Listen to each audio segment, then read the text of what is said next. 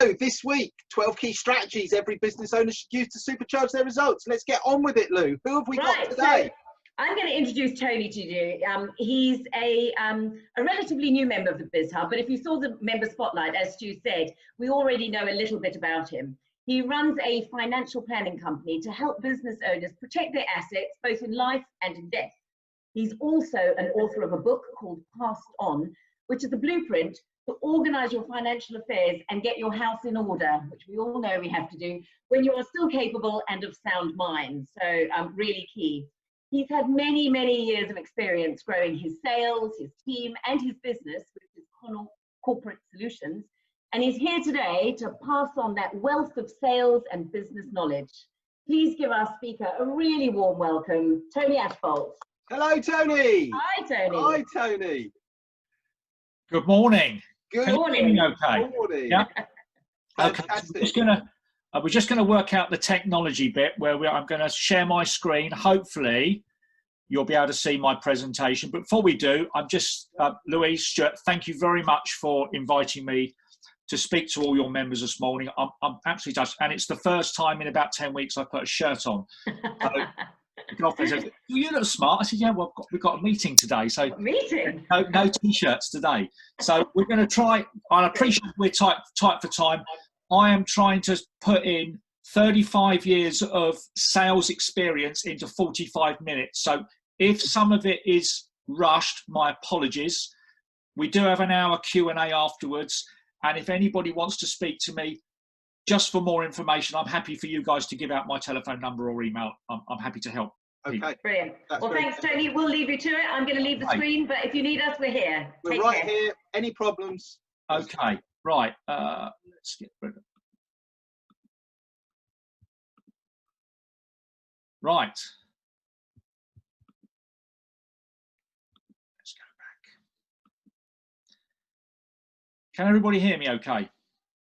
Let's hope so. Okay, so I've broken this presentation down into 12 bite-sized pieces. And you can take out of these 12 things whatever you want.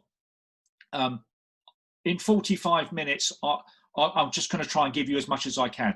Sales is the lifeblood of any business. And it doesn't matter whether you're a sole trader, an LLP, a partnership, or a big conglomerate limited company. It doesn't matter. Without customers, you're nothing. So this presentation is to help you attract more business. It's here to help you find your ideal clients.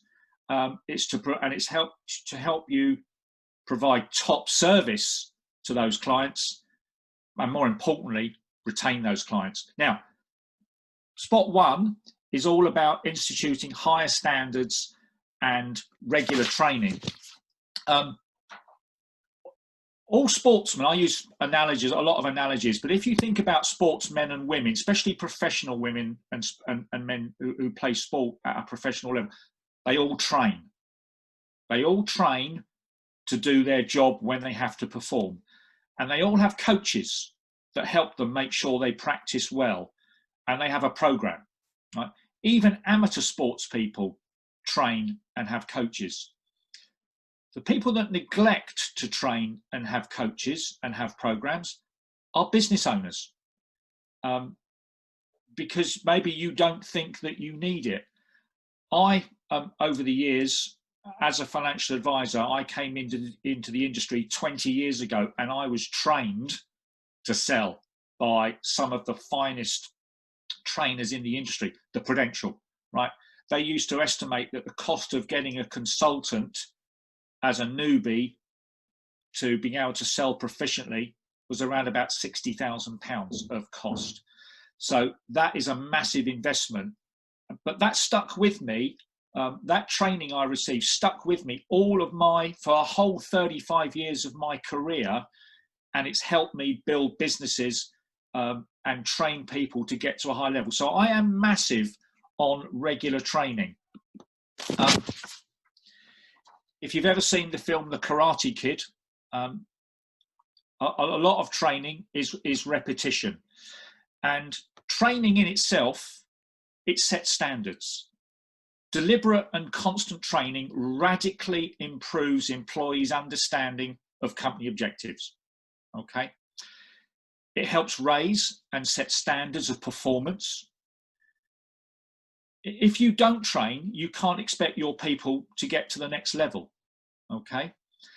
And people that don't either train themselves or they don't train their staff, whether it's sales staff or admin staff, that's why companies stay small and have to waste time addressing the same issues and problems. Training makes money. Now, we're all in business to make money, and quality training is guaranteed to make you money. Consistent training will give you a dramatic increase in sales. Your sales team, if you train your sales team in the right way, they will know what to do in any given situation. What that does, that gives your sales team confidence. And when you've got confidence, your sales team then has less stress. Training will also save you money because it reduces staff turnover. Training also enables you to measure performance and improvements and reward that improvement accordingly. Now, I said, you see this, the slide at the bottom, Miyagi from the film The Karate Kid, repetition, paint the fence, wax on, wax off, yeah, sand the floor. All of those things were repetition. Now, no one gets good at anything without repetition. Like any sport, like golf, like tennis, like football, what you do to get good at that sport is you're repeating moves over and over again. Now, you could practice on your own, and I could go down to my local I love golf. I could go down to the driving range and I could get myself a bucket of 200 balls and I could hit them all down the driving range. I don't know if I'm doing that right or wrong. Like sometimes they go in the right place. So I could just be practicing badly, and that's not a great thing. So what you always want to do is make sure you've got an expert, a coach, that can to make sure that I'm hitting that golf ball where I want it to go every single time. Okay, so when you train people, when you run a training session, automatically people's skills will improve. If you just do that once, a little bit of those skills will remain, but the rest of it will fall away. So the secret to getting your staff and yourself to a higher level is skills improve through training. The session is repeated, the skills improve a bit further. Session is repeated, the skills move a bit further. You wouldn't go to the gym once and expect to have a six-pack. You wouldn't have a Diet Coke with your McDonald's and expect to be a size 8, right, if you're trying to lose weight. And you just wouldn't go out of your front gate, turn right and run a marathon. You have to build on these things. You have to train. And it's the same in business.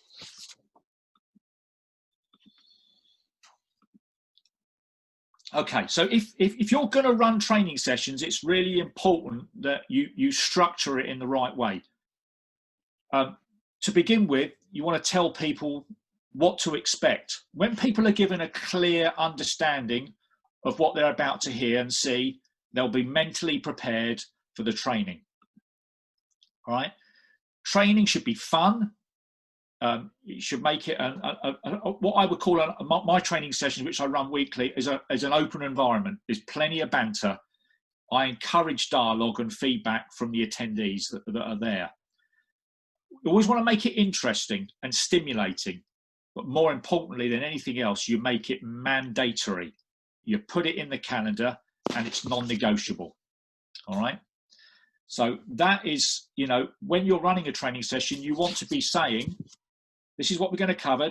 This is how long it's going to take. This is how the information will be covered.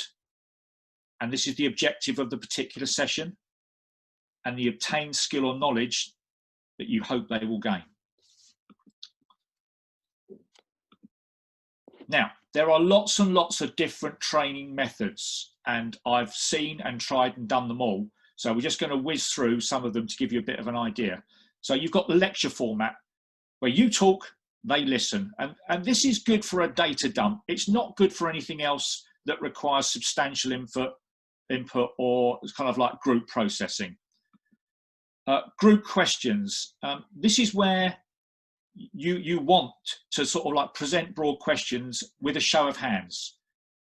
You want people to get engaged, and you want by having these group questions, you're trying to lead people to their own conclusions. And when you get people to understand and get the solution from their own conclusion, it's powerful. And I'll give you an example of something I would say maybe to my team is, and if we're having one of these group questioning sessions, who here thinks that training and role play would give them additional insights on how to deal with the situation?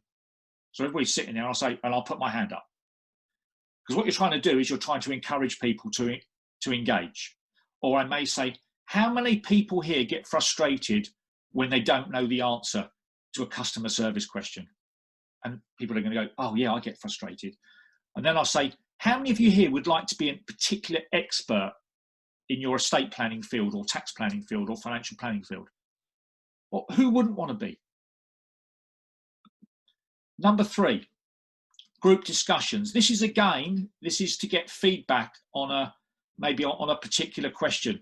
And again, I'll check this out.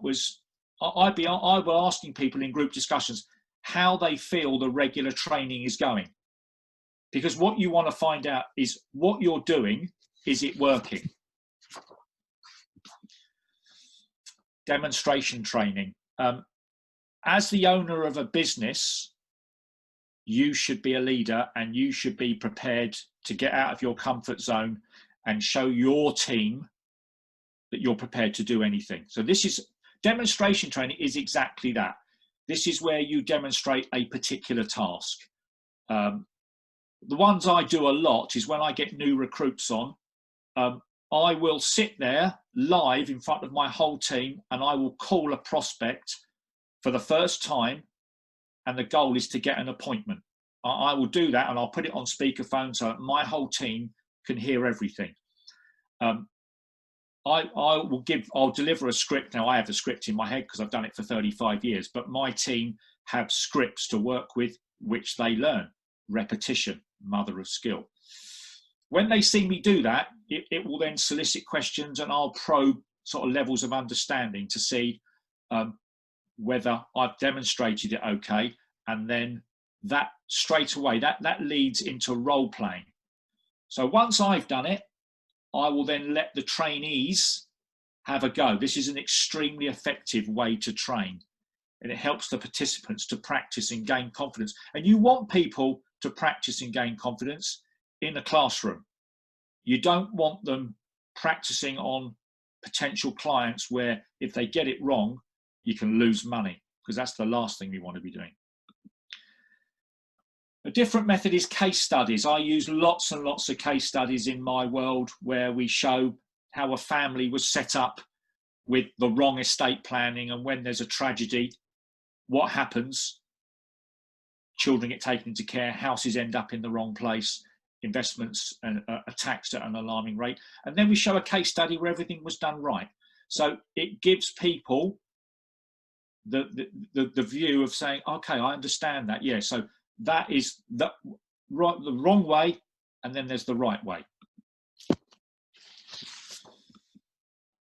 Okay, so here's your first exercise, guys. And again, I'm just going to walk you through this. What's your training plan? So if you've got time, you might want to write this down. What kind of training are you going to provide?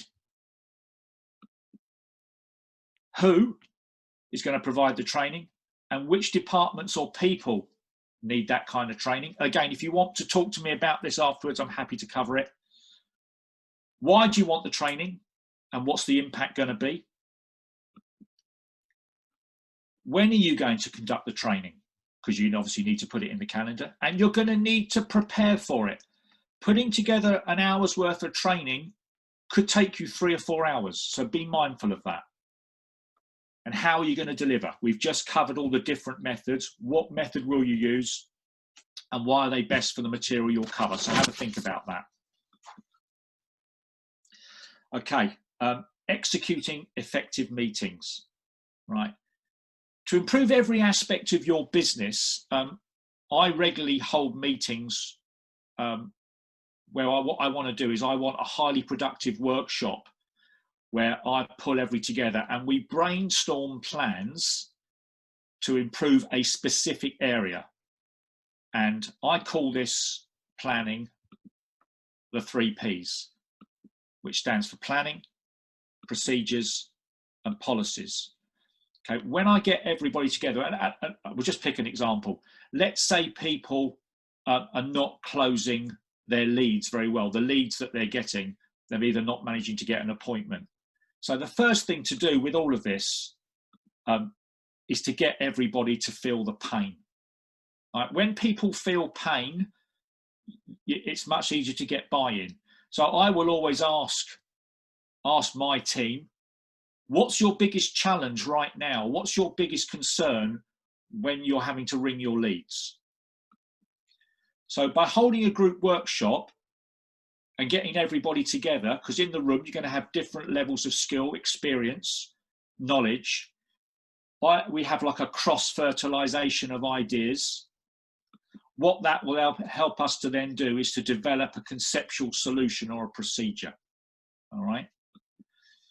Then the leader or the top talent or the boss, and usually that's me, once everybody's come up with the solution, I will go and test it. It's 10 hours. Sorry, that's my computer tells me where we are. So we're 15 minutes in. I need to pull my finger out.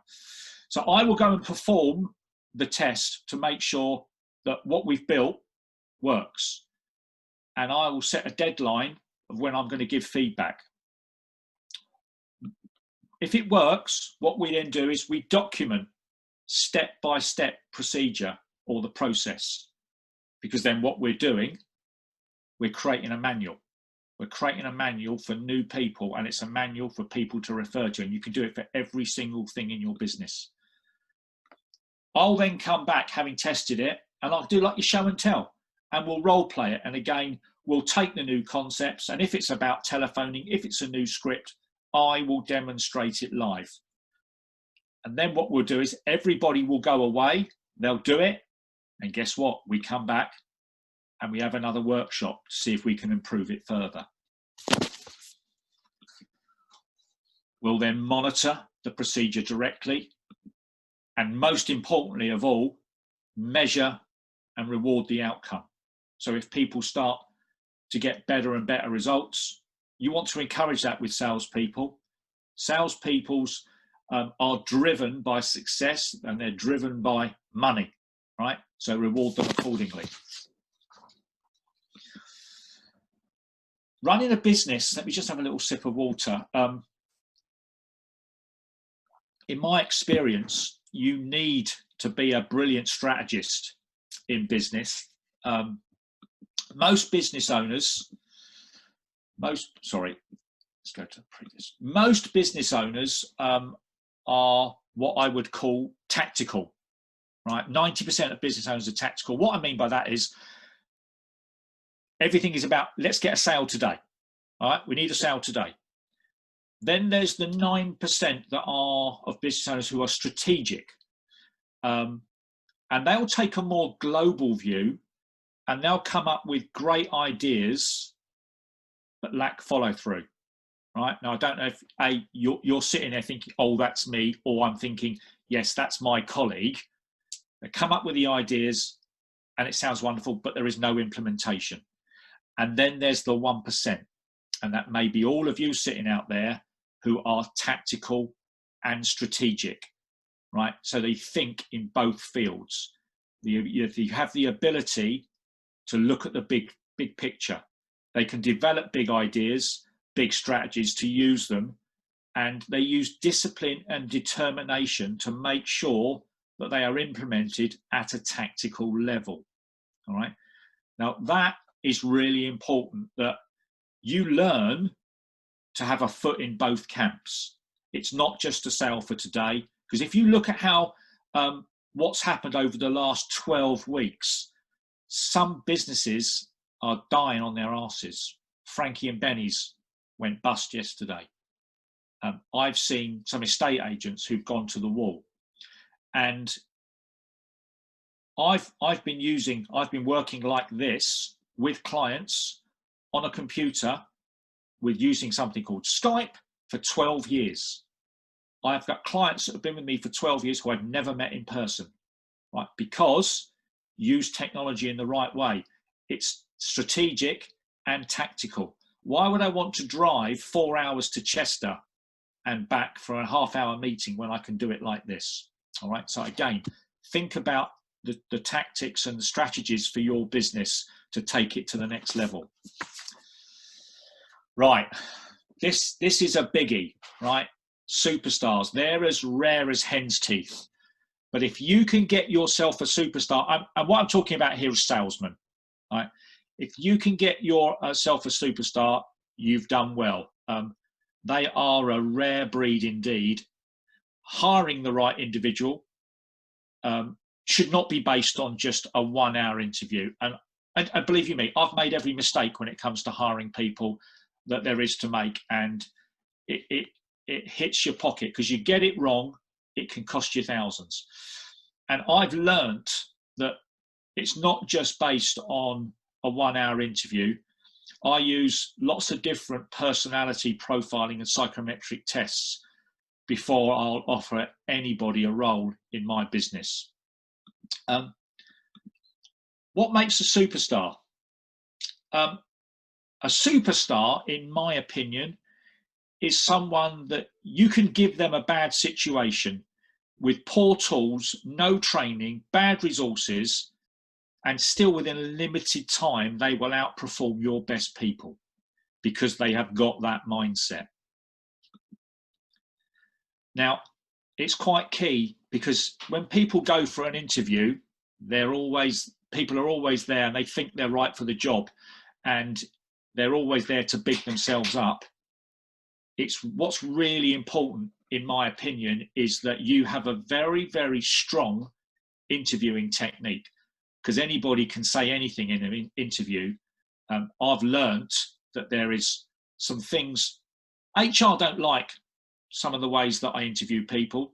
It might not be strictly PC, but I get to the nub of what I want to hear. So guide to hiring superstars. Age and background, to me, are not relevant, right? I've seen some real youngsters, 23, 24-year-old, outperform seasoned pros. Again, for me, it's all about personality profile. What you're looking for is, if you reject them, you're looking for resilience. And if you ever reject a top performer, a superstar, a star will always question your reasoning.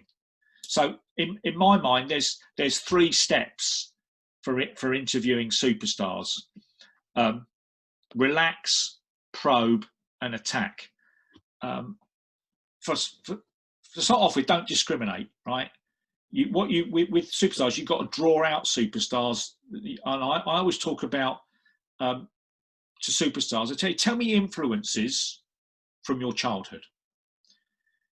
Tell me biggest challenges that you've overcome that are not related, and tell me about the toughest sale you ever made and why. Because what I'm interested in is what they've done. Not telling me what they're going to do.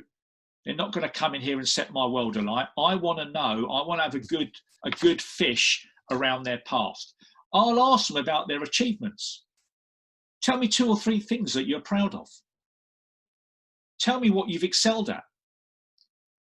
Tell me a situation where the odds were against you, but you still overcame and you achieved what you wanted to do.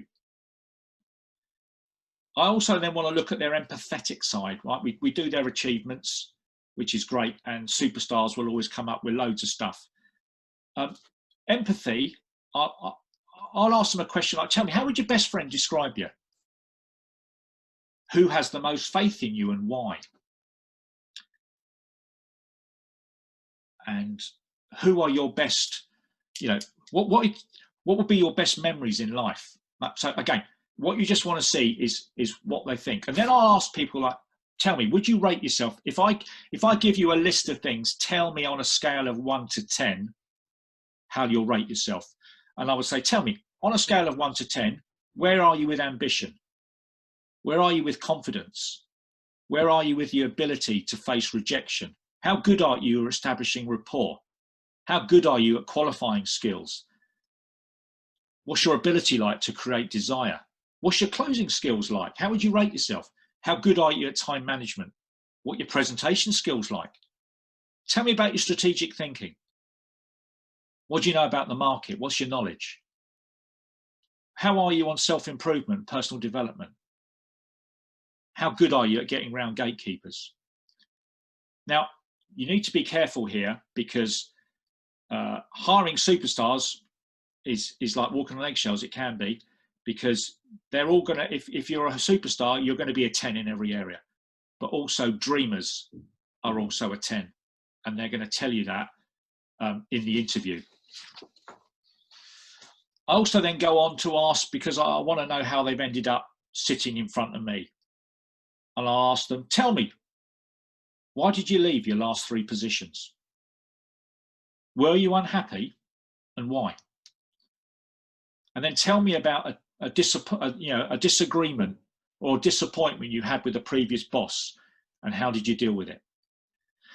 So you can see now we've gone through this sort of like of gaining lots and lots of information about their past and their feelings.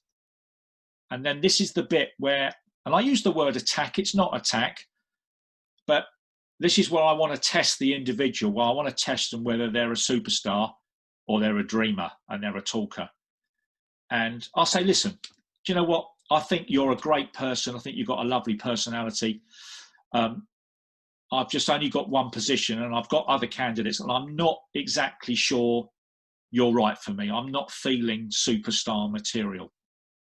Now, what you'll want to see here is, do they crumble, or do they come back to you and give you a load of reasons why?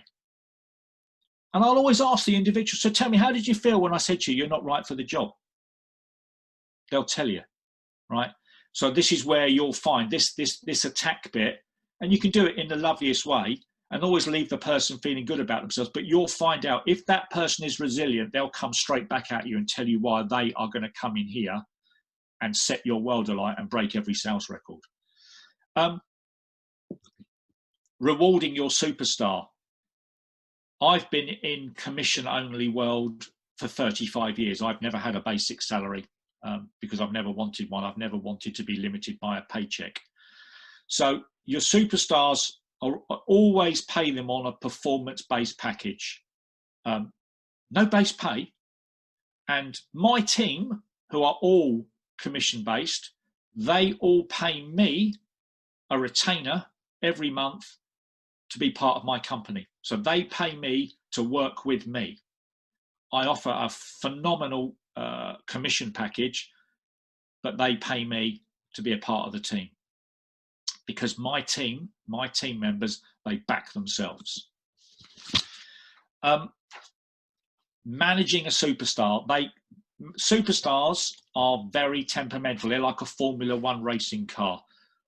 When things are great, they're outstanding, but they can break down very easily. So it's important that you manage your superstar in the right way.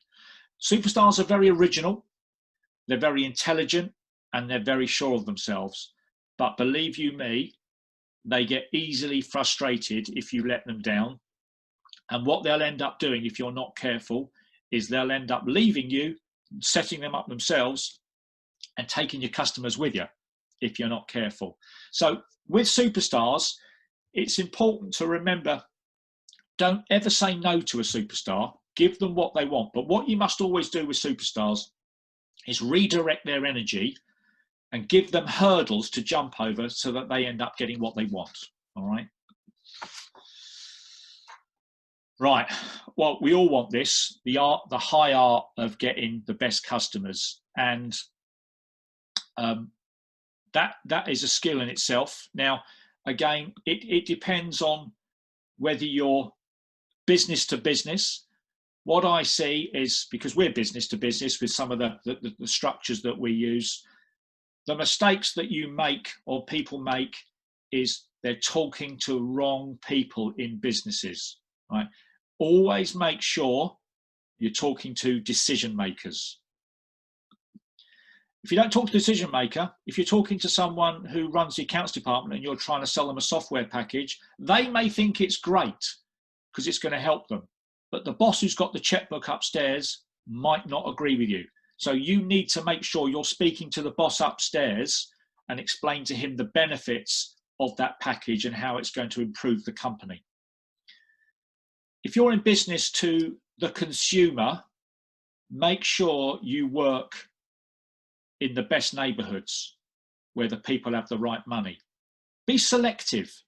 I'll give you an example. If you were going to advertise in a newspaper, it goes, you know, let's just say we'll pick the Sun for whatever reason.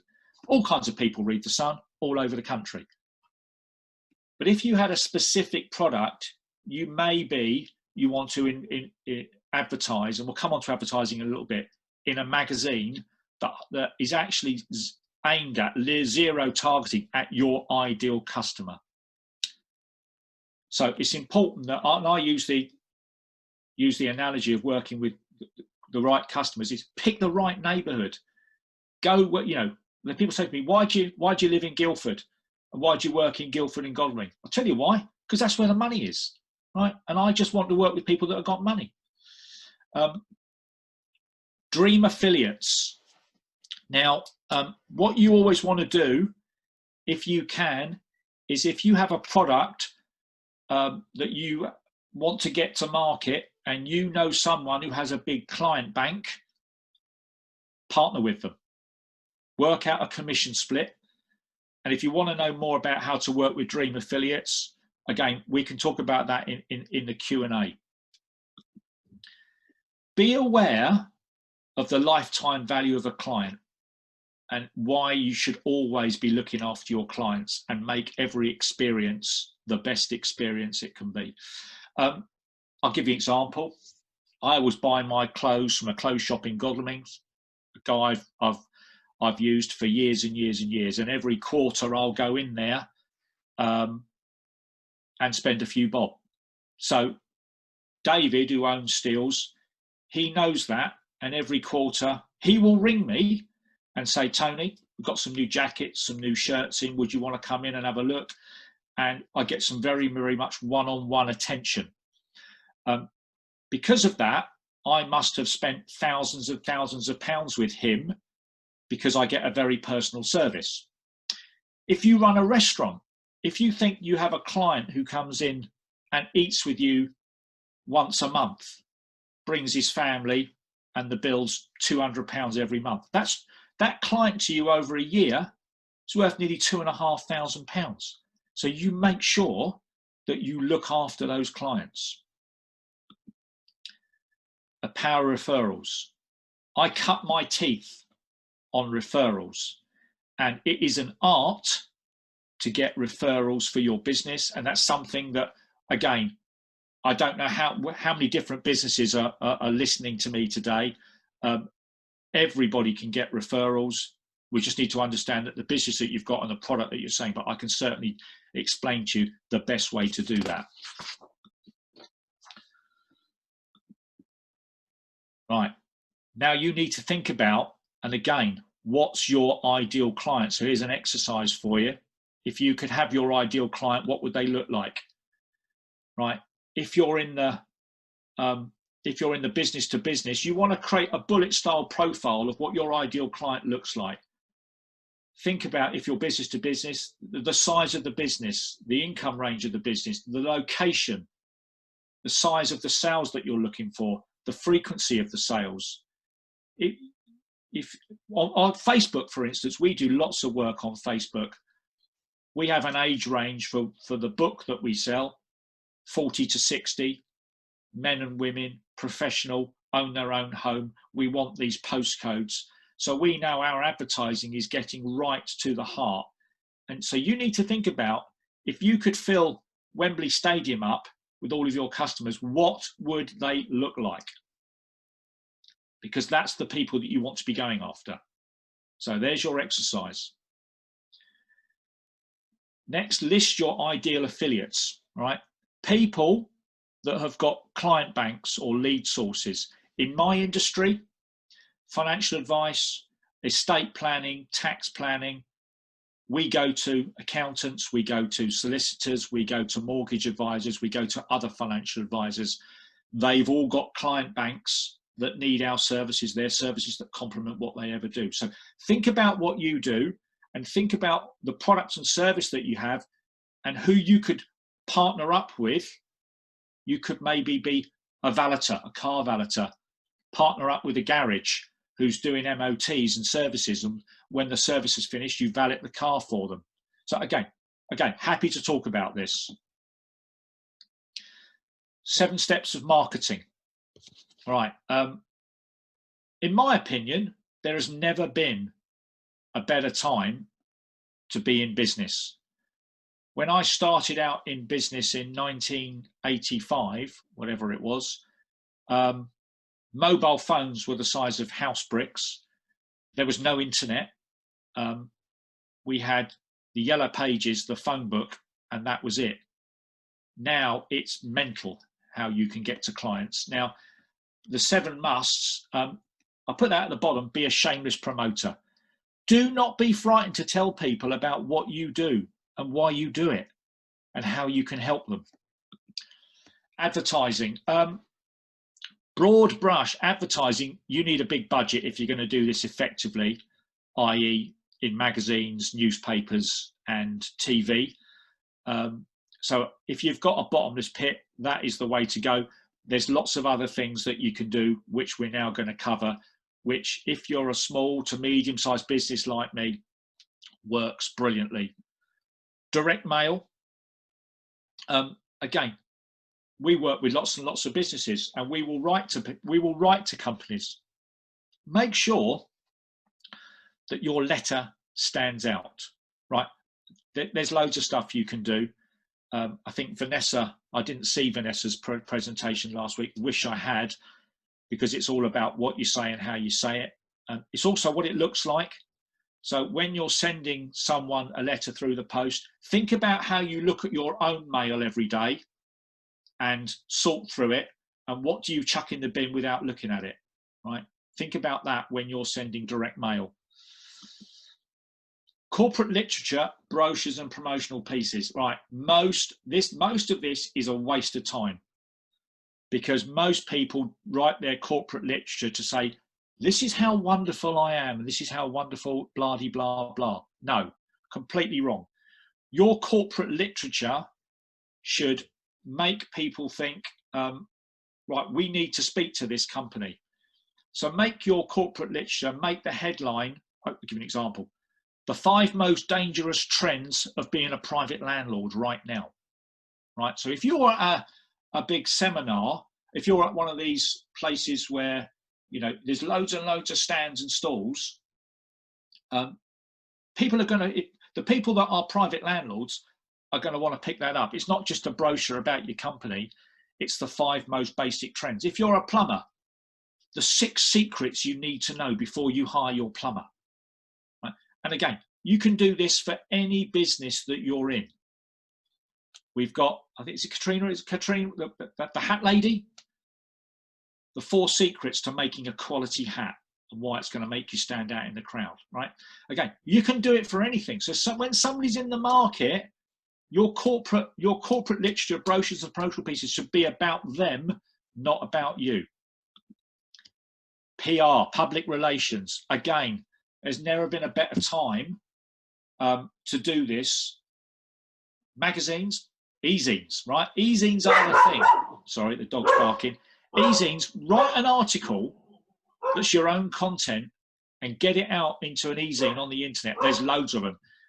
Make sure you put links that come back to you, but you can flood the market with educational material about your business, because this is all about, you want to add value to attract new clients.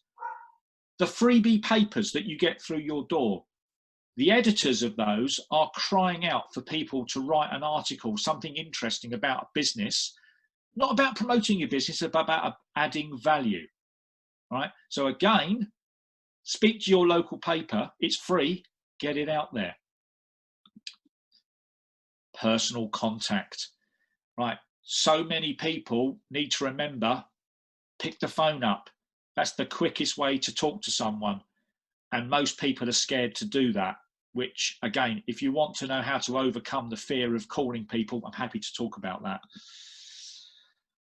Market education, trade shows, speaking engagement, education-based marketing, right?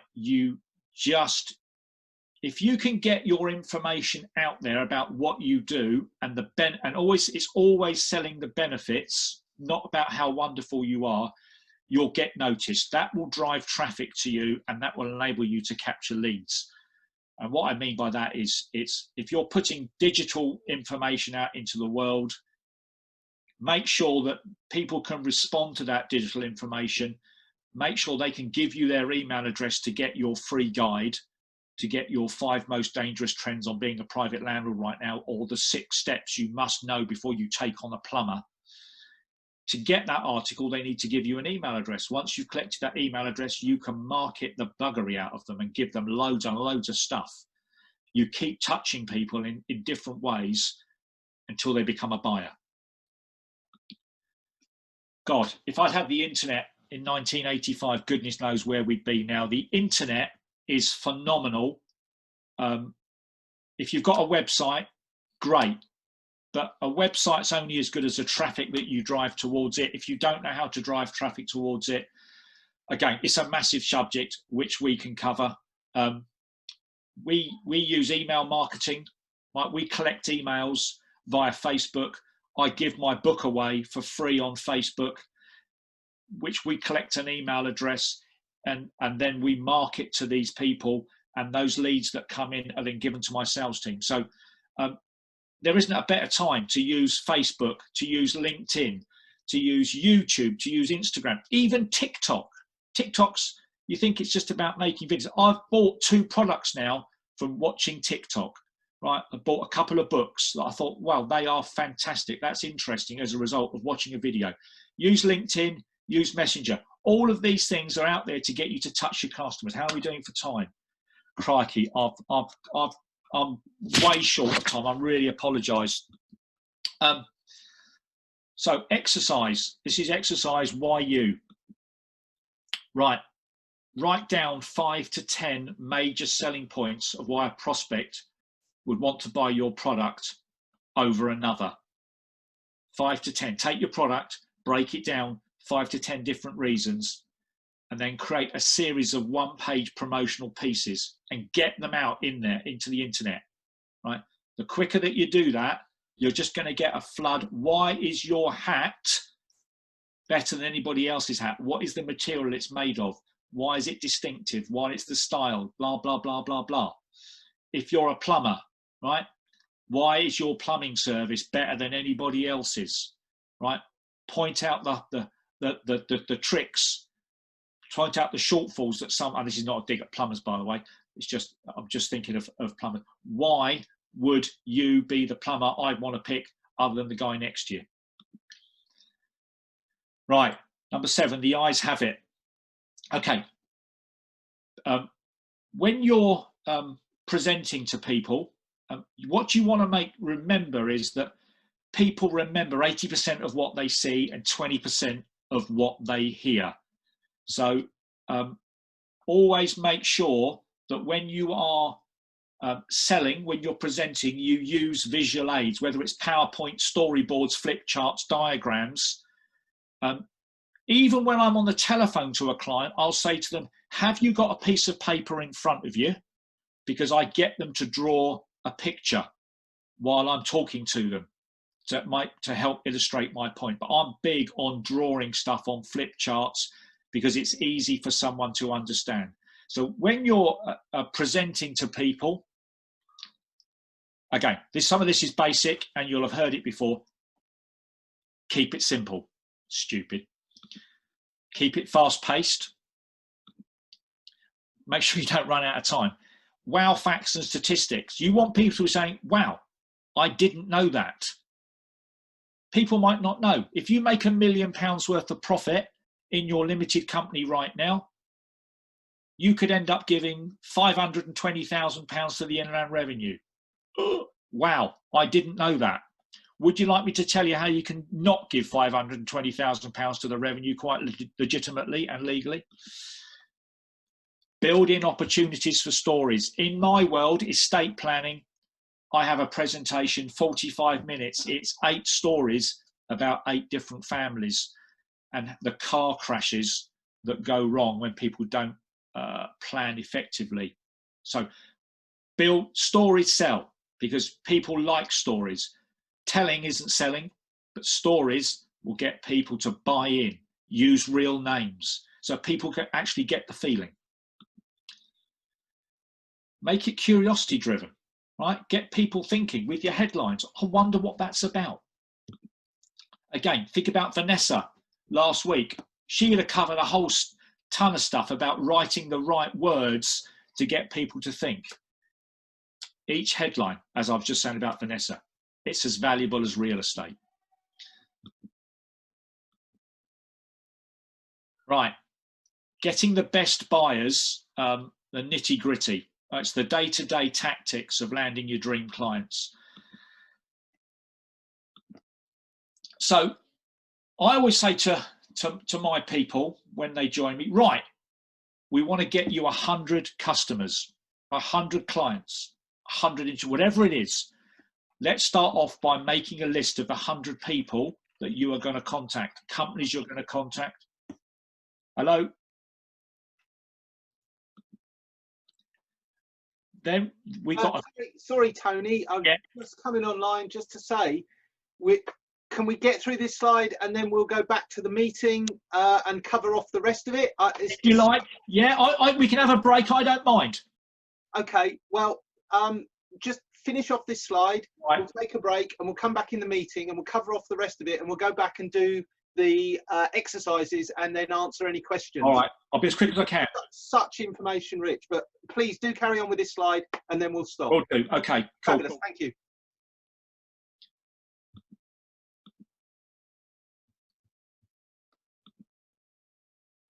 Right, so there is a strategy for getting your 100 dream clients, and this is what we do. Okay, you choose your 100. You then choose a load of gifts that you're going to send. Now these are not expensive things, but these are relevant. It may be a Rubik's Cube. It may be a letter opener. It may be a set of personalized golf balls. It doesn't matter. All we're doing is the gift wants to match what you're trying to get across. Like me, I send my book. My book goes out. I don't know if I've got a copy of my book here. If I want to get the attention of someone, bear with me, it's under my desk.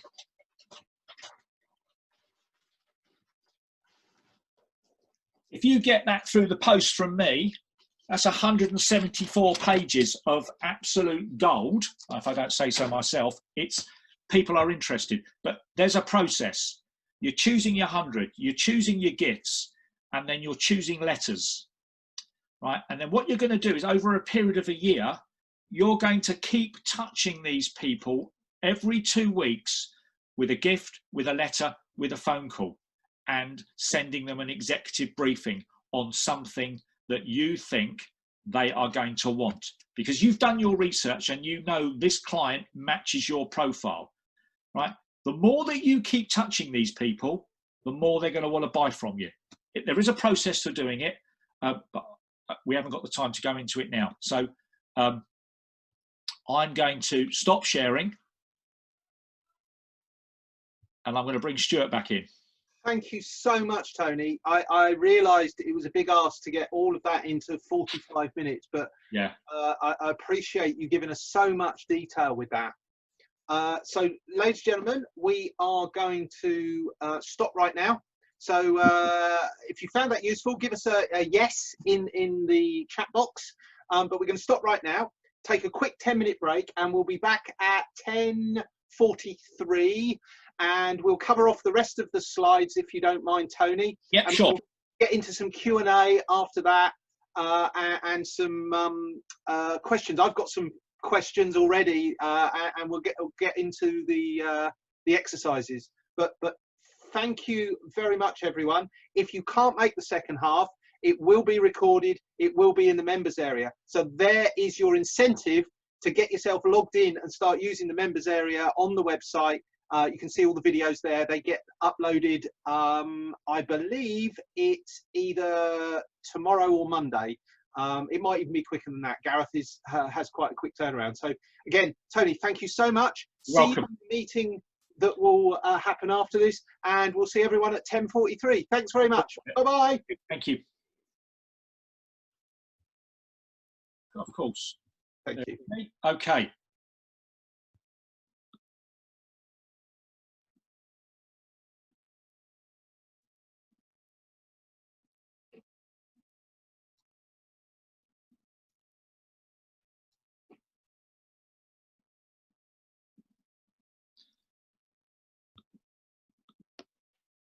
Can everybody hear me okay? Can you give me a thumbs up if you can hear me?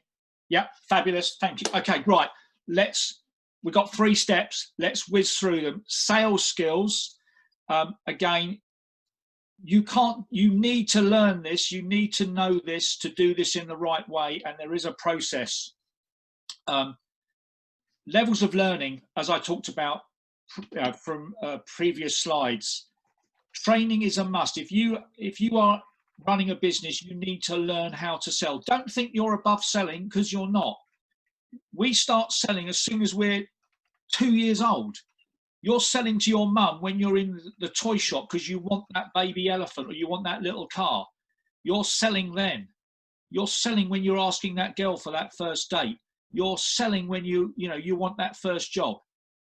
So when you're running your business, your income is reliant upon you getting good at selling.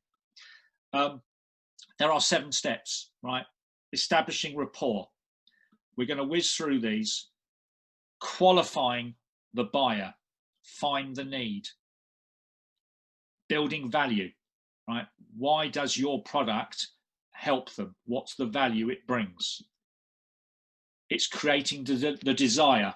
How is my product going to make you look better, feel better, be safer, whatever it is? We'll whiz through these. There's a lot more to this. Objections. Why won't you go out with me? Right? That's when you're asking a girl out for the first time, they're going to test you. Well, guess what? Clients and buyers are going to test you too. They're going to ask you objections. Some are false and some are real, and it's learning how to deal with both. This level of learning, these skills are a whole training session in themselves. And it's learning how to close a sale. And that can be as simple as, can we get this set up for you? Okay, do you have your checkbook? Shall I do the paperwork while you go and put the kettle on? Right, there's lots of ways of getting a client on board. A lot of people are frightened to ask. And then the follow-up, right? The follow-up is key. So they are your 7 skills that you need to touch on for turning prospects into red hot clients. Now, follow up and client bonding skills. When you've had that first meeting with your new prospect, most people think that I've had a meeting and I've walked out of the door and I am on that client's mind 24/7. I'm not. It's gone. What I've spoken to them about is probably already forgotten unless they're a red hot buyer. Okay.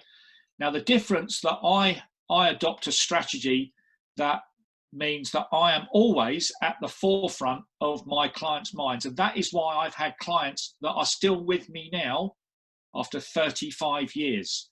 And with some families, I'm on their 3rd generation because I follow a process. And the process is really straightforward. There's 10 steps.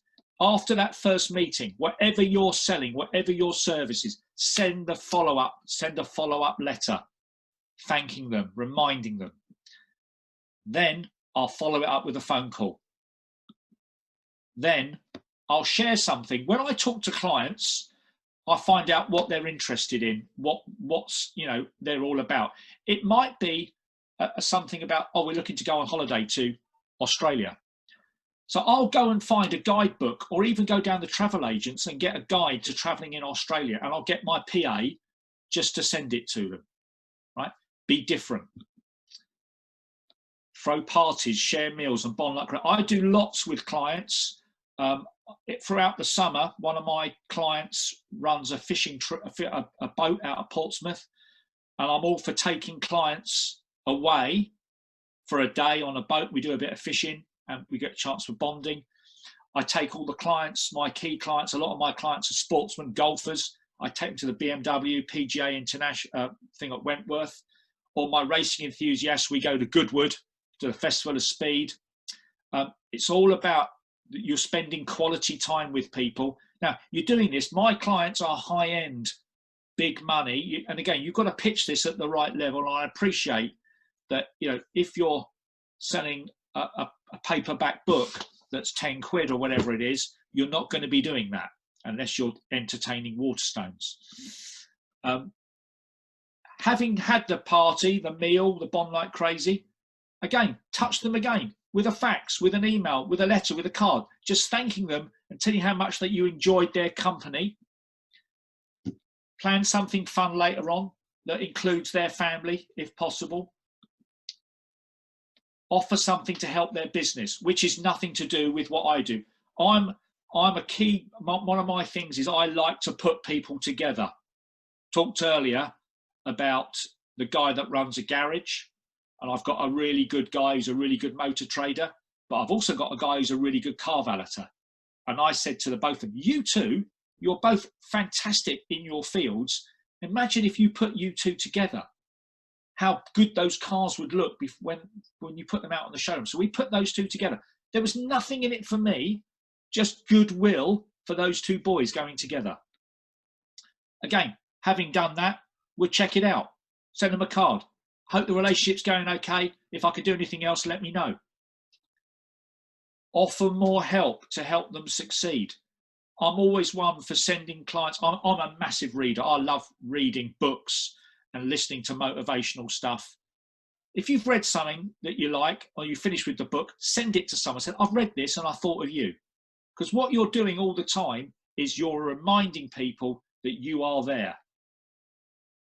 The ultimate, you either invite them to your home or you get invited to theirs. I'm always getting invited to clients for meals, for family parties, weddings, God knows what's that and the other. Because when you have that kind of a relationship, you are the trusted advisor. You are the go-to person. So they are 10 steps that I would use to follow up. Not going to apply to every business here. I appreciate that. It just happens that it works with my business. Take out of it what you need. All systems go. Right. So setting goals. I am staggered at the amount of people that come to see me to come and work with me and they don't have a goal in life or any goals. And the number of businesses and clients that I see who don't have any goals. Right? If you have a structure, if you have a plan, you know where you're going. Why are you doing it all? These are the questions. Goal setting is a whole massive subject, and I haven't got time to do that now. But what we are going to talk about is what you think defines who you are, right? Have you ever got out of bed in the morning, stubbed your toe on the bed or stood on a Lego stick or a bit of stickle brick, and you think, I'm going to have a bad day? Guess what? You do. Right, because what you think defines who you are and what happens, right? So you've got something in your head called the reticular activating system, right? And you can tell that in your brain. You can look it up. We ain't going to go into the depths of it now, but you can lie to it. You can tell it you are a massive success right now. And if you keep telling it enough, it will believe you and you will act in exactly that way. If you can harness the power of the RAS, reticular system, you can achieve anything, right? Point 3 here, strings into steel. The brain doesn't hear the word can't, won't, don't. So how many of you say, I don't want to be late. I don't want to be fat. I don't want to be poor. What does the brain hear? It takes don't out. What happens? I'm going to be late. I'm going to be fat. I'm going to be poor. So it's what you tell your brain is giving it the right messages is going to help you achieve what you want at a higher level. Let's crack on. Using the RS in goal setting, guys, there's tons and tons of stuff on the internet for goal setting. One of the best in my industry, if you want to look it up, a guy called Brian Tracy, Brian Tracy. He's written loads of books on goal setting, goal planning. My advice is get it, download it, and do it. Measuring effectiveness and measuring performance. What gets measured gets improved. Now, in my industry, we have something called KPIs, which is key performance indicators. So what I want to know is how many phone calls do my sales team have to make an appointment? How many appointments do they have to make a sale? And how many sales do they have to make profit? Right. So they are all very specific, measurable things. So if I know that every 100 calls they make, they get 2 appointments, but we need 10 appointments to make a sale, I know we've got to up the advertising to get the leads in the first place. So again, measuring is absolutely key. KPIs is a massive thing, which we haven't got time to go into now. Something that I maybe should have put up as slide 1 is time management, right? The only person who gets all his work done by Friday is Robinson Crusoe. Remember that. Don't do £10 an hour jobs. I learned that the hard way. And many, many years ago, my business coach told me to outsource everything and only do what you're good at. So I now spend 80% of my time, as I have done for the last 25 years, client facing, doing what I'm good at. I spend 20% of my time doing stuff, and I outsource all the stuff I don't want to do to Emma, my PA, Harry, my son, Grace, my daughter, Beth, and other sales team members that do the stuff that make me look good, for want of an expression. Frank Sinatra, don't push the piano out on the stage. He just goes out there and sings, right? The football analogy, Alex Ferguson, don't cut the oranges up and hangs all the shirts up around the changing room.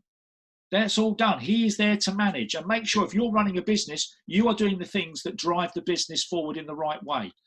So, secrets. It's 11 hours. Right, secret. I'm going to be 4 minutes. Secret max, 4 minutes. Touch paper once. Right, secret to time management. Touch it once. Make daily lists of your 6 most important tasks. I don't want to see a list with 100 things on it because you'll get overwhelmed and you won't achieve it.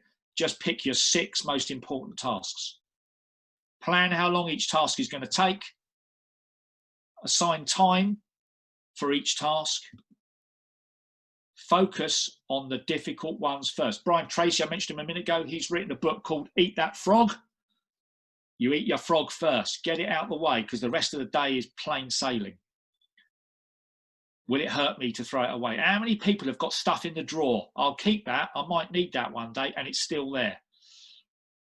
And if it's rubbish, throw it away. It's not going to hurt you. If it's urgent, they'll write back. So your last exercise, I think this is, plan for tomorrow today. Clean sheet of paper. Write down the 6 most important things you need to get done tomorrow. Write them down today. If you write them down today, and ideally before you go to bed at night, your reticular activating system will have already worked out how to do the 6 things you need tomorrow and in what order. It's brilliant. You ever heard the expression, I'm going to sleep on it, and in the morning you wake up with that answer? That's your reticular activating system working. So write down your 6 things that you need to do tonight, and tomorrow will be a walk in the park. Wow. Right. Wow, Tony. I'm exhausted. Wow. Stunned silence. That's fantastic. That is like a masterclass in efficiency, sales, training, the whole lot, the whole shebang. Like Not time management. Sorry, it was.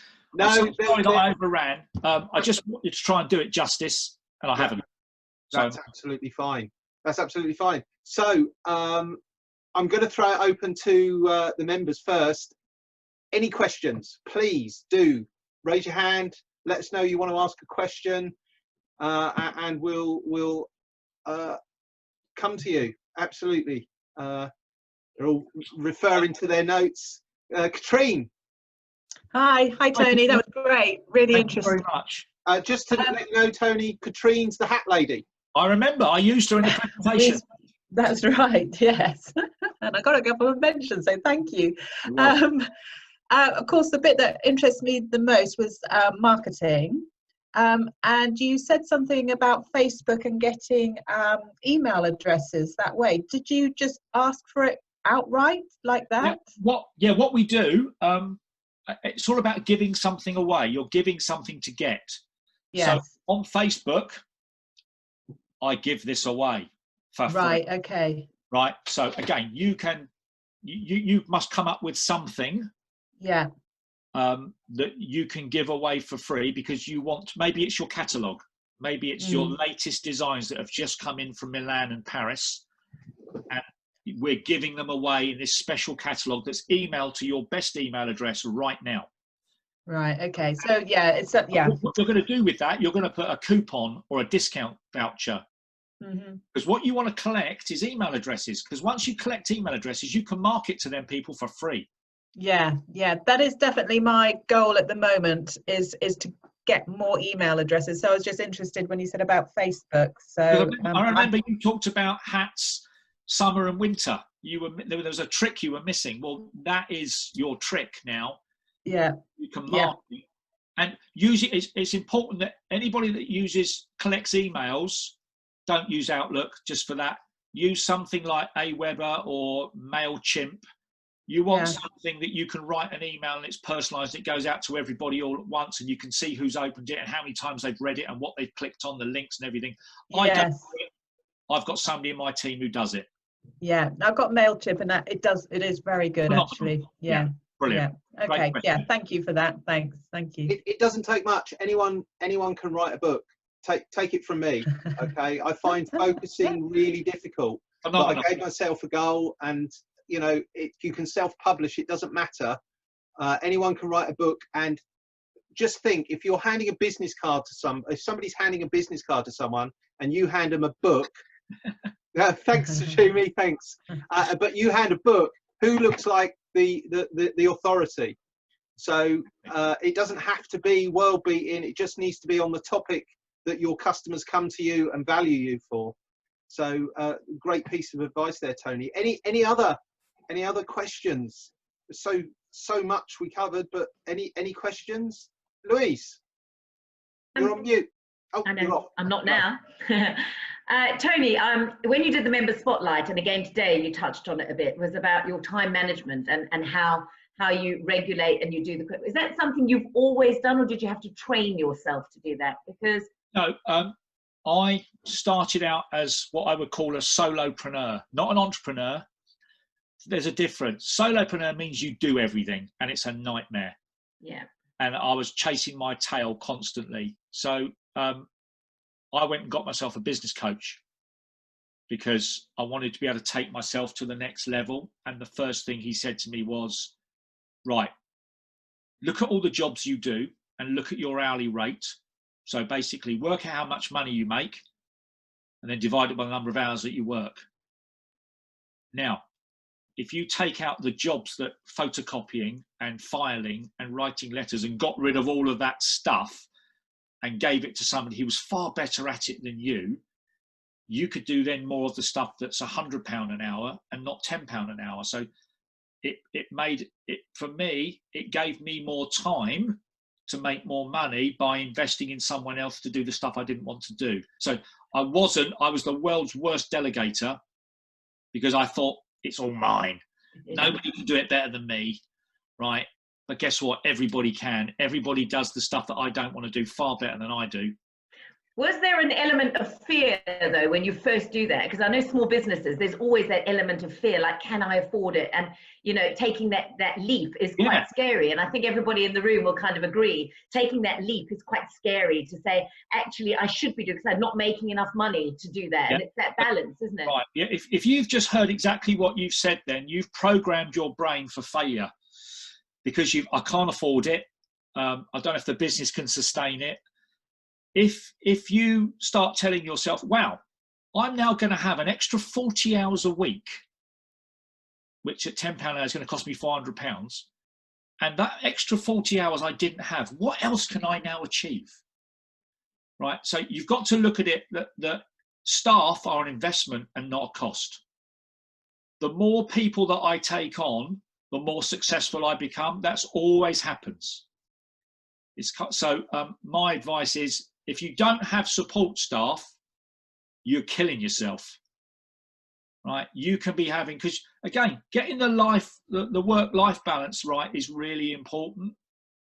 So when I took Emma on a gazillion years ago and I got an extra 40 hours a week, my golf handicap dropped dramatically because I now got an extra 2 rounds a week in, right?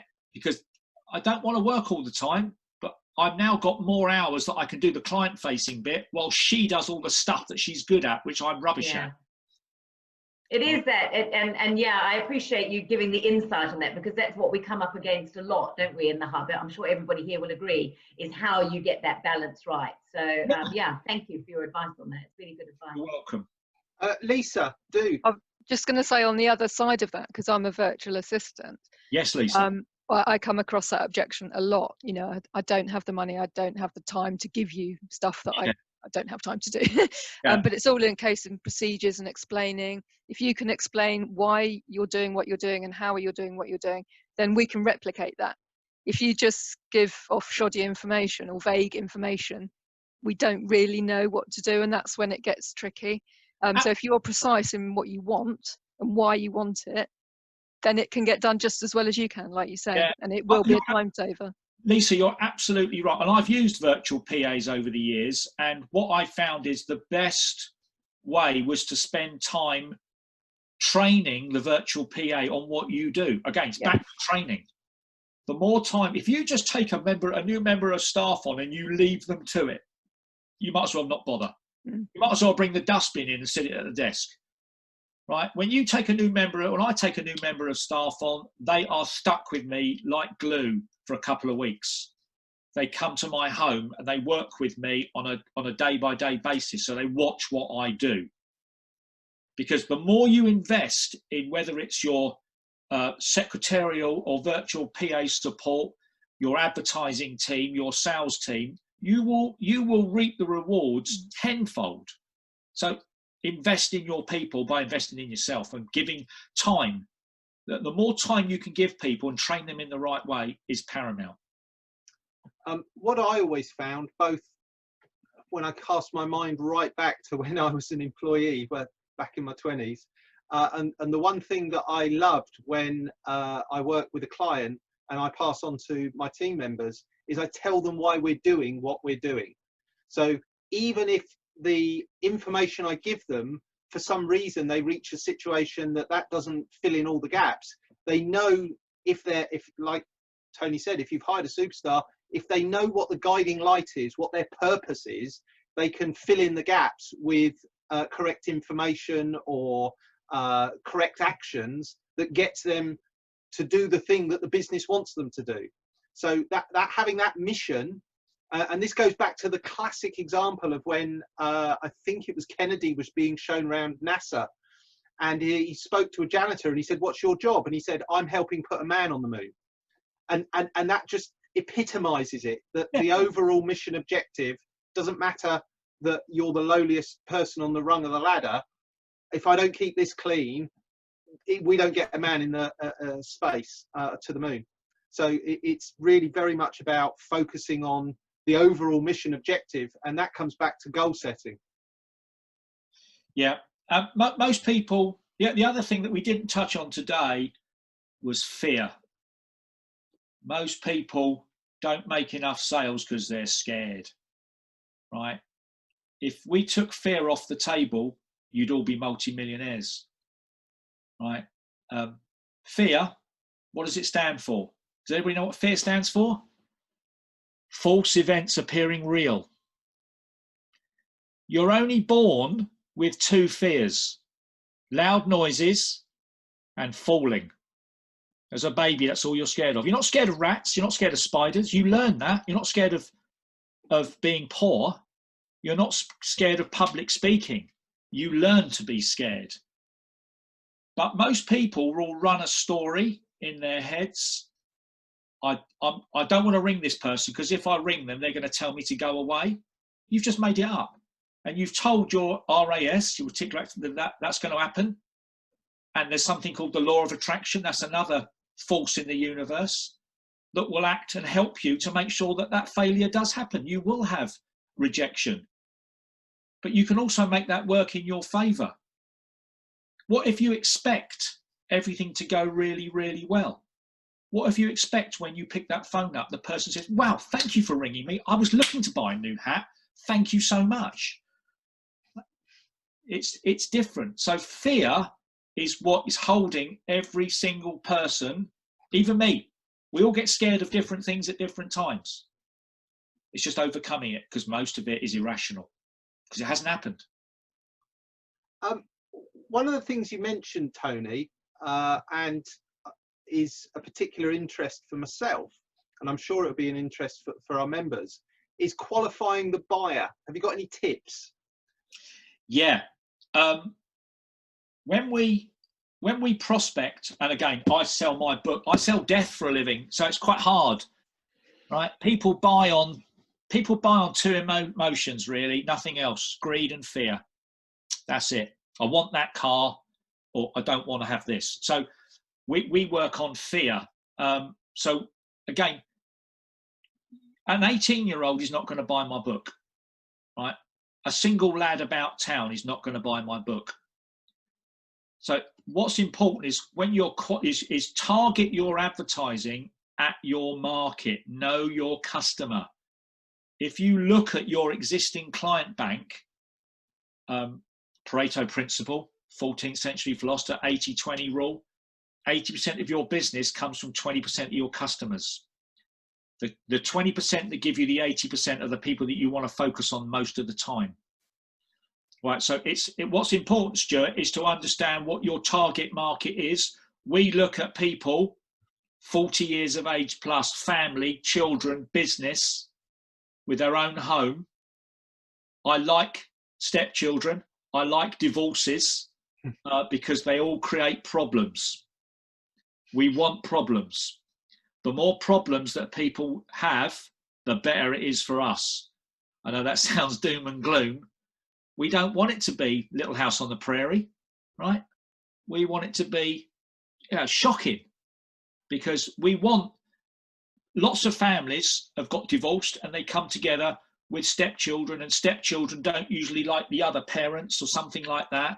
And when they grow up, if dad owns the house and the stepmum doesn't, when dad dies, the stepmum can be out on her ear. And when you paint these pictures, you can feel the pain. So it's important to understand who your target market is. And again, I can help with that with it. Any of you that have got your own business there, you'll have a target market, and it's working with your existing client bank and finding out, what you're selling, what the budget is, what do people want, and just go from there. Yeah, thank you. Excellent. Anybody got any questions about qualifying buyers or sales questions? I've got a follow-up question then. Yeah. Qualifying the buyer. Okay, you're sat in front of somebody who they tick all the boxes. They've got all the various attributes that make somebody hot to have that conversation with. Yeah. How do you overcome those objections? And I know there are going to be different types of objections for different situations, but any tips on how to overcome objections? Okay, so how I would handle, how I don't usually get objections because I handle them as you go. Right, so when I'm sitting down with a client, either financial planning or estate planning or tax planning, cost can usually be one of the biggest factors. If I'm asking someone to part with £100,000 fee, that's a big fee. So as you're working through the sales process with the client, what you're actually finding out first off, Stuart, is what's important to the client. So if I'm sitting with you for the first time, Stuart, you've agreed to have a meeting with me. Stuart, what do you want to get from today's meeting? And then you're going to tell me.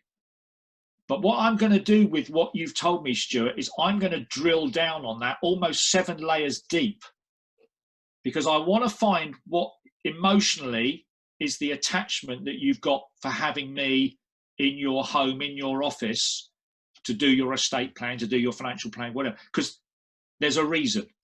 And once we get that reason, and as I talk to a client and we go 7 layers deep, I'm writing down everything you tell me in your words. So when I've got to the final bit where I now know that you're ready to buy, I will ad verbatim tell you what you've told me in your words, checking it out as we go. Is this correct, Stuart? You want to do this for these reasons, and you understand it's an expensive bit of planning, but it's not as expensive as your children paying the tax. Have I explained that okay? And if you're nodding and we've got that agreement, when we get to the end, you're already qualified. There are no objections. If you're getting objections, it's because you haven't processed, you haven't gone, the client, your sales process needs to be looked at. But if the objections are false, you'll overcome them very quickly. Quite a lot of our members are smaller businesses or are selling lower value items than £100,000 fee. Oh yeah. They struggle is to build all of that into the sales process. But hearing what you say, it might be interesting for those customers, those businesses, to interview a few of representative good customers, their ideal customers, hear those objections, and then write them into their sales copy, write them onto their website. You might be looking at this thinking blah, but these reasons are why you shouldn't be thinking this. Right. As a tip there, I would say is complete a questionnaire, call it your customer satisfaction survey. Send it out to all your clients, asking for honest feedback. Make it 10, 15 questions, what they liked about you, what they don't like about you, what they liked about the process, the product, the price. They'll tell you, right? And you can pick the good, the bad, and the indifferent out of that customer satisfaction survey and publish it. But what it'll help you do, it'll help you build your own processes. It'll help you realise what works and what doesn't. Yeah, I wholeheartedly agree. Quite often when we're auditing a website, we present something to somebody and say, do you know that your customers will read this and think this? And they're like, well, that's not right because I wrote it with this perspective. And you're like, yeah, but they don't come to it with your knowledge. So they're reading it completely differently. And I find that trips people up quite often, that they're looking at everything from their own perspective. Absolutely. And not customer. You've got to flip everything on its head. It's not about you. It's not about your ego. And it's not about your business. It's, I can protect your children from being taken into care. I can protect your home being sold. I make sure your business ends up with your wife and not your business partner's wife. Right? It's not about me being wonderful. Here's a will and a trust and a power of attorney. It's, what are the benefits? Why is my hat going to make you look marvellous at Ascot on Ladies' Day? Yeah, because we make it bespoke and it's this and it's that. I don't know what other businesses we've got in the rooms. I keep talking about hats because. Well, maybe we could hear from somebody else with a question that they have from their perspective. I know you've just reopened, Shana. Are there any questions you might have, because you were saying that it's not quite that profitable at the moment? What would make it profitable? What do you need? Oh, we need COVID to be over. I mean, it's very simple, unfortunately. The problem for me is that we can't use some of my treatment rooms. So I've just put in a new treatment room, which was going to expand the capacity by 25%, but we won't be able to use it because we can't socially distance in it. It's not big enough to get in and out of safely. What do you do? What's your? I run the Centre of Complementary Medicine in Petersfield. Okay. So it's actually an established business that I took over, and I've got a phenomenal customer base. It's quite stable, but I am looking to build, which was why I put in an extra treatment room. Yeah. But the challenge there are specific challenges at the moment in that we're operating at half speed. I'm sure. So we've got one treatment room open. We've just trialed a second treatment room at the same time. I've no idea how we can get a third treatment room open, but we'll work through to that. But at the moment, we need double the amount of time for each practitioner that we had. Right. We don't have that. Complementary medicine, you said. Could you enlighten me a little bit more? Because so we've got the osteopaths in so far. 3 osteopaths. They were allowed to work throughout, but the protocol wasn't clear.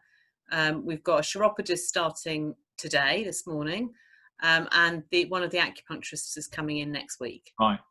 Yeah. So you're very much hands-on, aren't you? It's a tricky. Yeah. And the masseurs haven't even got a date. Oh, so we've got a lot of therapists who haven't even got a date to come back. But they're also seeing half the number of clients. So it's how I manage that process of what I charge them when they're seeing half the numbers. Is there anything that you can do while we're in lockdown to attract new customers for later on? Can you be publishing a guide on complementary medicine and how it helps to collect emails for later?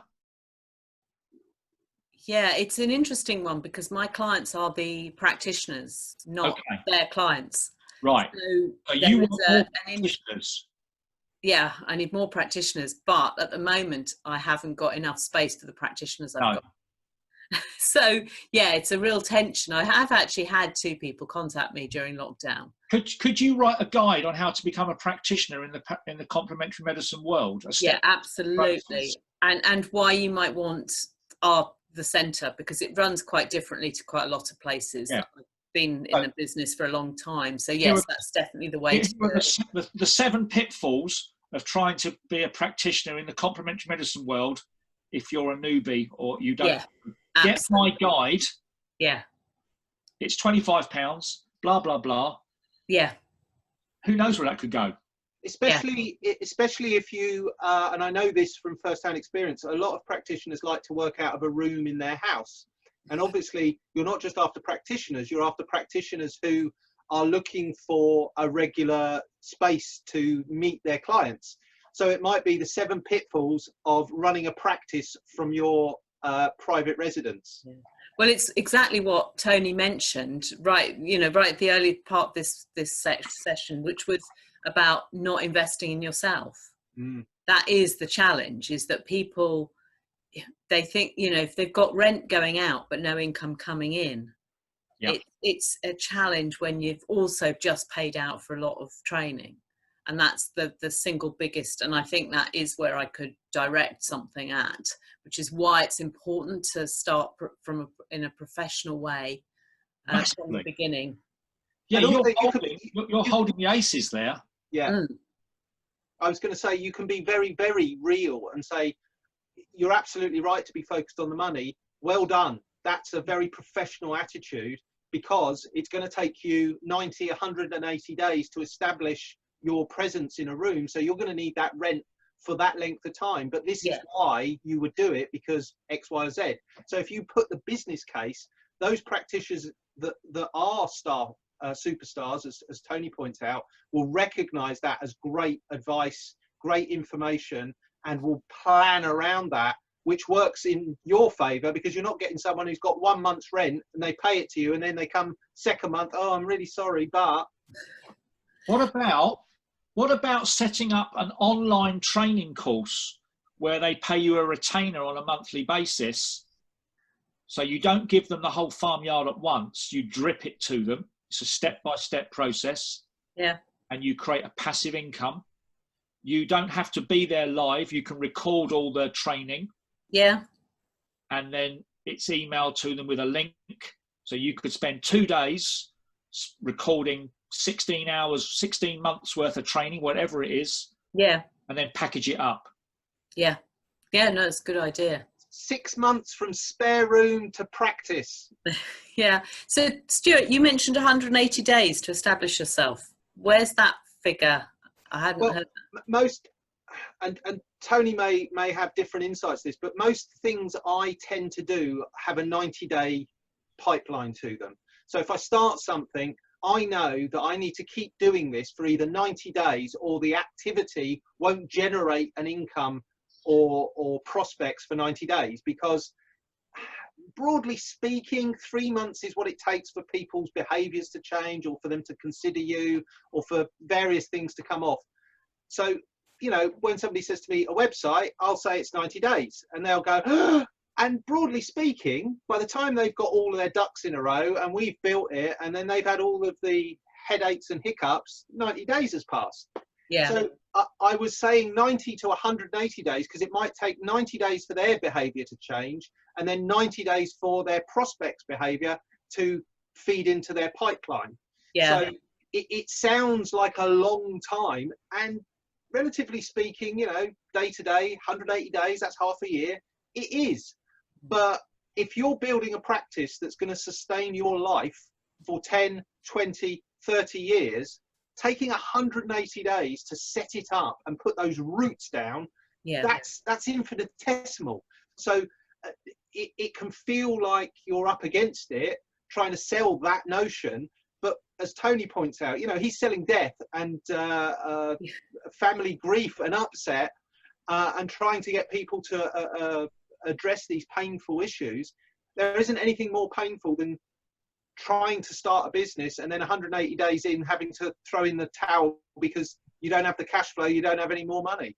Yeah, I mean, that is my single biggest challenge with newbies, is that they expect it to be up and running within a month to 6 weeks. They expect to be full with that in that time, and yeah, it's managing expectations, I think, is one of the single biggest issues. But you see, that's where you establish yourself as a credible authority.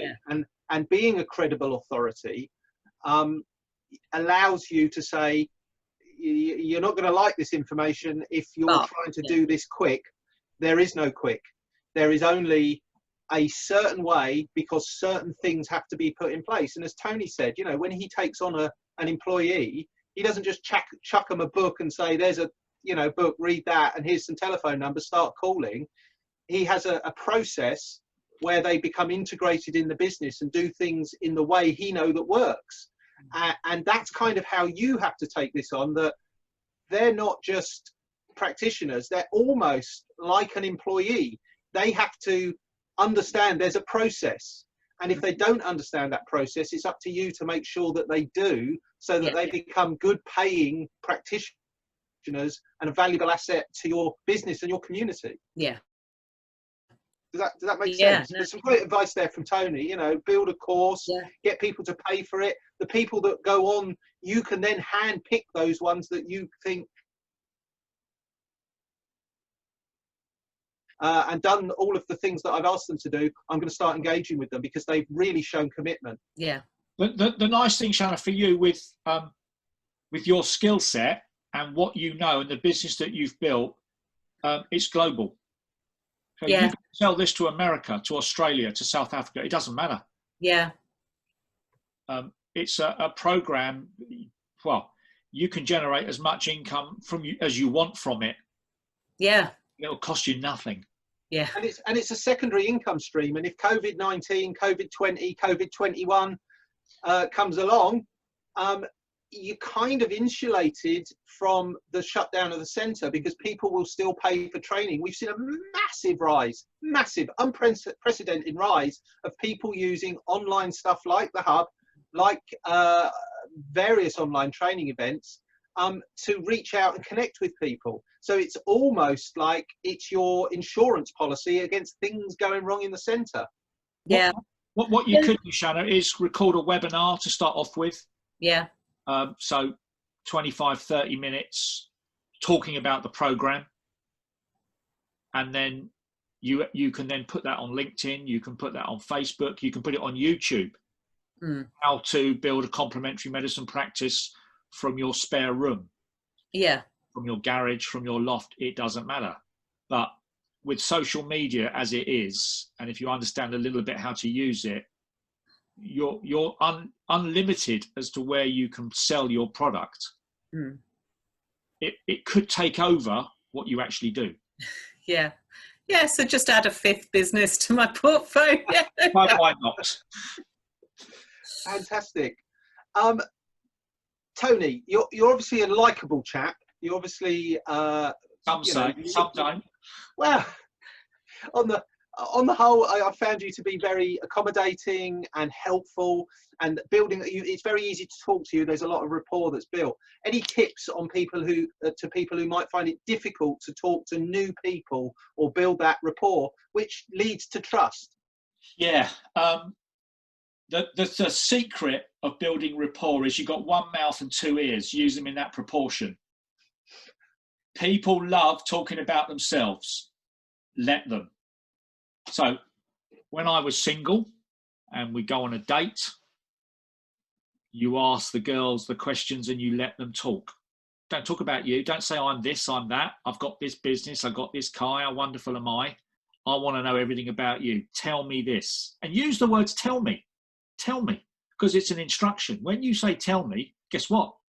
People tell you. So at the end of a date, the girl's going to go away thinking, wow, how nice was that guy? He was really interested in me. And it's the same with clients. Tell me, why is that important to you? And if you don't, what happens? Blah, blah, blah. It's just, it's an art. If you guys Google a guy called Alan Pease, some of you may have heard of Alan Pease. He's Australian. It's ALLANPEASE. He's got a whole load of stuff. He wrote a book called Why Men Don't Listen and Why Women Can't Read Maps. Right, and he wrote that book with his wife. Yeah, he did. Yeah, Barbara. Yeah, I've read the book. It's brilliant. It's fantastic. Yeah, absolutely. So Alan is the master of building rapport with people. So you can also Google. There's loads of stuff of his. Check him out on YouTube. He will show you how to build rapport quickly. But my advice is always mouth, ears. Do more listening. But what I mean is listen properly. Don't be the husband sitting in front of the fire with the remote control going, Make sure you listen to what the lady is saying to you. Make sure you listen to what your client is saying. Write it down. Use their words.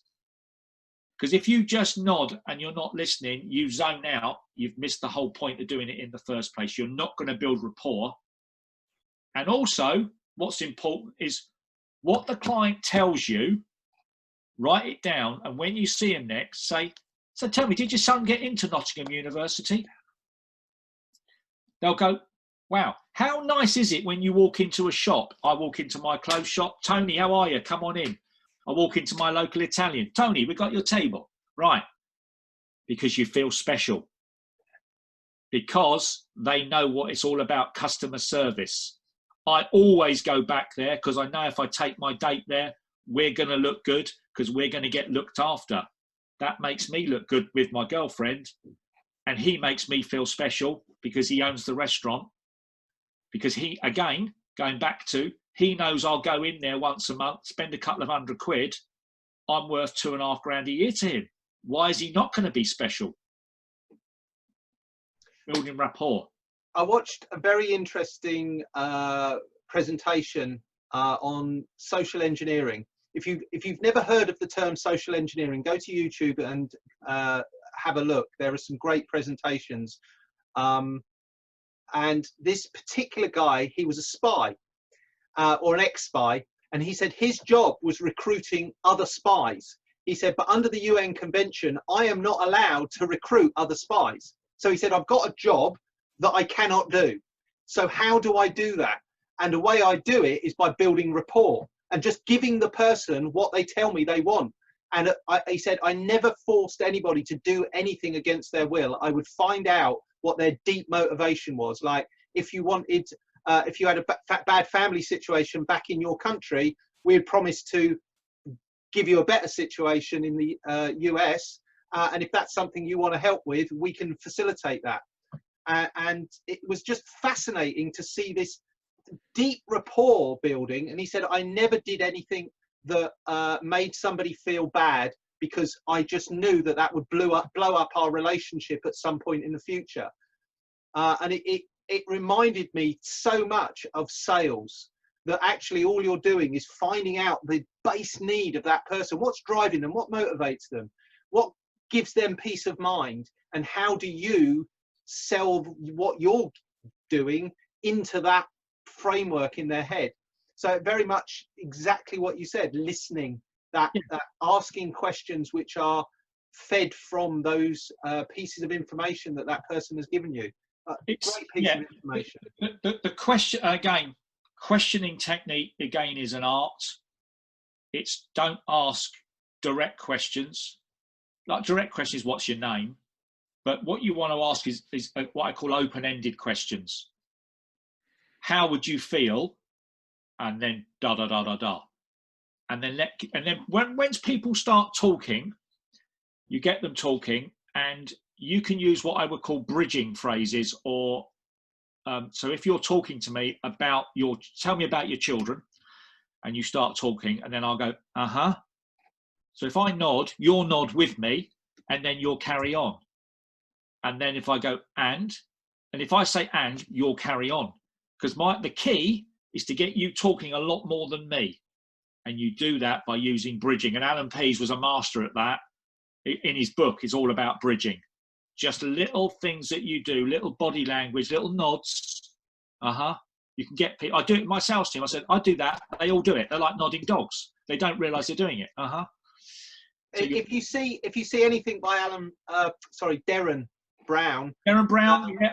Trickle of mind. He's always nodding. When he's saying something, he's nodding, because what he wants is to set up that defense, take your defenses down, build that rapport. And he is the master of instant rapport, of that self-effacing, non-threatening, you're there, I'm here, and he just like quickly gets people in tune with him. And he's the master of it. So I would say, don't just look at the sales guys and their webinars, look at other people and how they do it in their situations. Oh, Darren Brown's a salesman.